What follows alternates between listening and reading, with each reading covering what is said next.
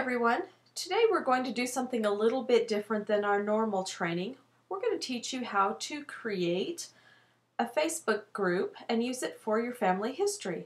So the first thing you need to do is navigate to facebook.com, and this is where you land. This is the beginning page. I'm going to go ahead and sign in.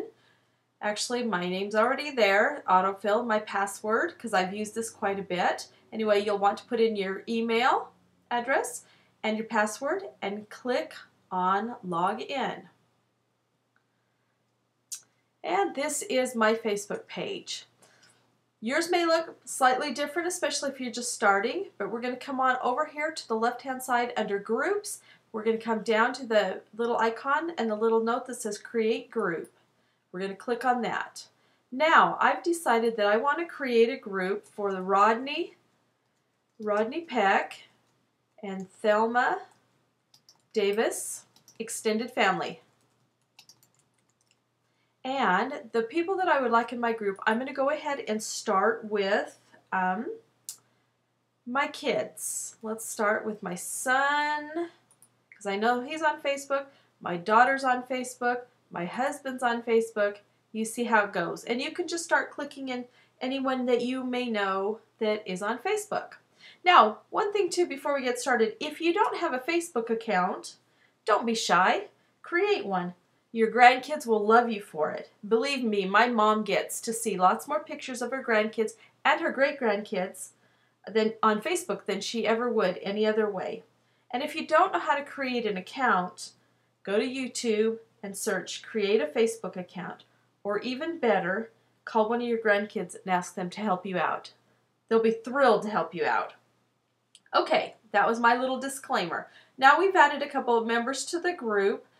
We have to decide, do we want this a public group, a closed group, or a secret group? Let me tell you the difference. A public group, anyone can see the group, its members, and their posts, so that's pretty much they can see anything. I wanted this to be a closed group because I want to be able to be found, but I want only the family members to be able to read the posts. Then if you wanted to do a secret group, that would be if you were like planning a surprise or something like that. And if you want to know more about the group's policies or privacy, just come down here and click on group privacy, and this will tell you what your privacy options for groups. It'll tell you who can join, who can see the group's names, public, closed, and secret. And just give some consideration to that, and you will be fine. Okay, we're going to go ahead and go back and work on our group. So we've given our group a name, and we started with a couple of members. We've created it to be closed, and now we're going to click on create.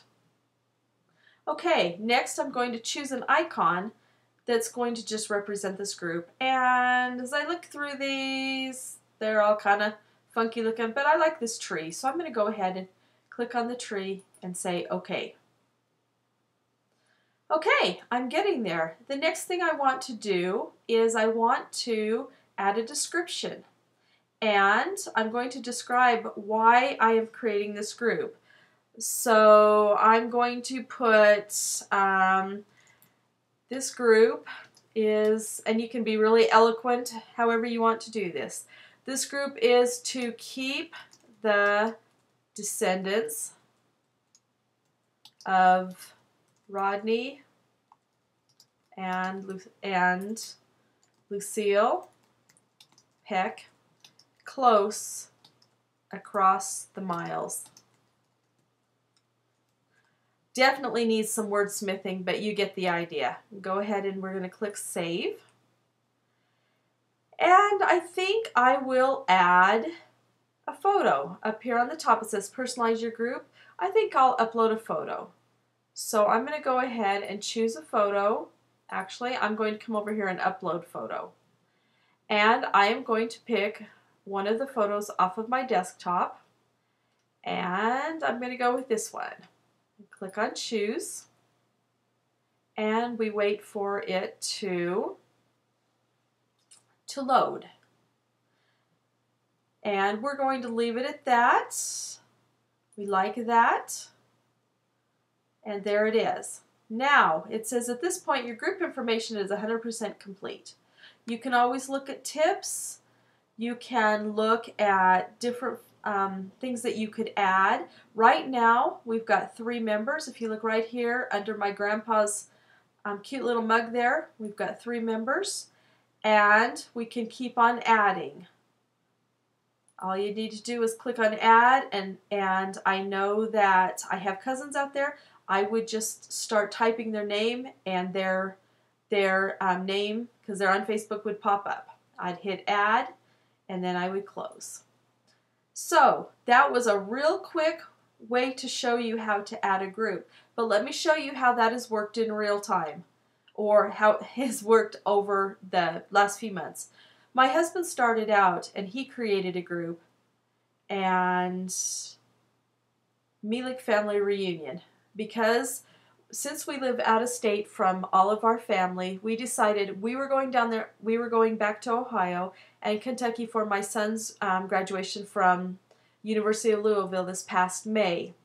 And since we have a small family on that side anyway, my husband decided we better let people know that we're coming so that they would save the date, essentially, for us.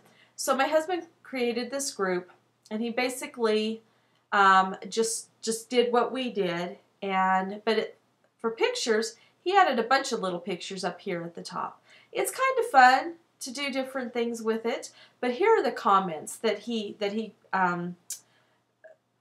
posted. Remember, this was a closed group just for the family, so he just knew that anybody could find the group, but only members could read the posts.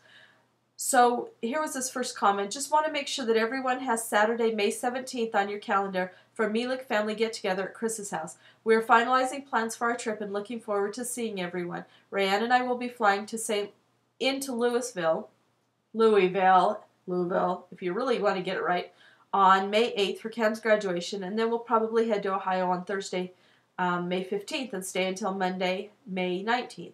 Alyssa and her family will probably fly into Cleveland on Thursday, May 15th, and leave on Monday morning. We haven't bought our tickets yet, but hope to very soon. Let me know if you are in so we can plan. The reason why we did this is because we were spending a boatload of money to fly our whole family back, and we didn't want anybody in the family to say, you didn't let us know. He also posted, we'll probably do a cemetery visit day on Friday if anyone is interested in joining us. No pressure at all. Okay, we wanted to do the cemetery because my husband's family comes from a couple of little burgs. They all were born and married and died in the holler in Ohio, and they're buried in a couple of the cemeteries, and most especially my daughter is buried in that cemetery, and this is always a treat for me to be able to go back there and check and see how she's doing. Sounds maybe morbid to most people, but it's comforting to me. In reality, nobody joined us but our immediate family, but we had a great day. Okay, so this was just a basic little group that my husband created. Now, my mom's side of the family, we have not ever really been close, but somebody mentioned, gosh, I wish somebody would do a reunion because we as cousins don't know one another. And that's true, we don't. So that was when I created the Rodney Peck and Thelma Lucille Davis extended family group.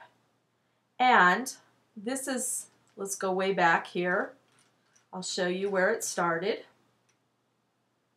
I started this back in March, it looks like. Anyway, I made a post. I created this. I made a post. I said, hey, informal park. I had asked people if they were interested. After I started putting a bunch of people in, then I gave them the option to reach out to the other family members that they wanted. Then I asked them if they were interested. Did they want this formal, informal? Did they want to go to a park? Did they want to go to somebody's house?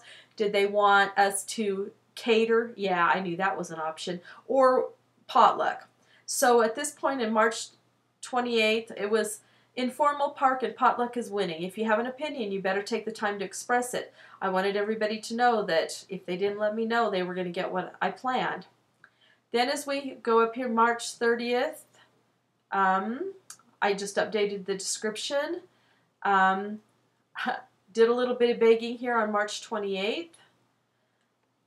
Okay, and then I talked about a date. So the first thing was just, do we want to get together? Most of them live in Salt Lake. Did we want to get together? What kind of get together did we want? And then I needed to propose a date. I kind of went through the options. I told people to send all family members to this site for all communications. If there were some older members that weren't on Facebook, please, younger members, relay the communications. Okay, then we had some more going back and forth. I talked about the cost. In the end, I knew that I was going to pay the $50 to rent the park, but I was hoping maybe somebody would be interested. And then we just worked back and forth through all of this. When I got the park, I posted a map of the park, so nobody had any reasons why they couldn't find us. Then I just talked about reminding them to bring their meat and their potluck dish so we could all eat together. Then afterwards, it was a thank you and some comments about how it went. I took the time to make sure every family group had family pictures. They weren't formal or anything, but I did go ahead. Here are some of them that we posted of the different family groups, and then we also got one big group shot. And my daughter-in-law was great to step in and help for that. My daughter-in-law, it's my son's family, my daughter's family. Then we've got some more coming up lately.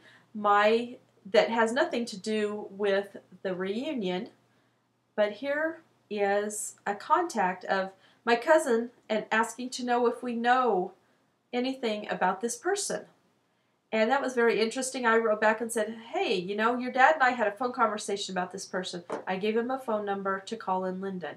Now, mind you, this is a very easy way to connect with cousins, especially ones that you, or other family members that you have not had any, you know, real solid contact with. So, this is kind of fun. Yeah, my husband and I, and some other family members. And then today, as I started to create this, I thought, oh, I'm going to be showing this. Since this goes out on YouTube, I should probably ask permission. And so that's what this is right here. And I got some comments, and most people, actually everybody that commented, say, hey, no big deal. So you may, when you start doing training, you never know. We might come and ask you sometime. Just remember that not everybody's as comfortable. We all have varying degrees of sensitivity to being seen online. So wrap up. At this moment, there are 41 members in this group, and I can look at all of these people, and I know exactly now how we're all connected. I hope that you'll take the time, or at least consider creating a Facebook page for one of your extended family groups so that you can become a little more connected. Have fun with it and have a great day.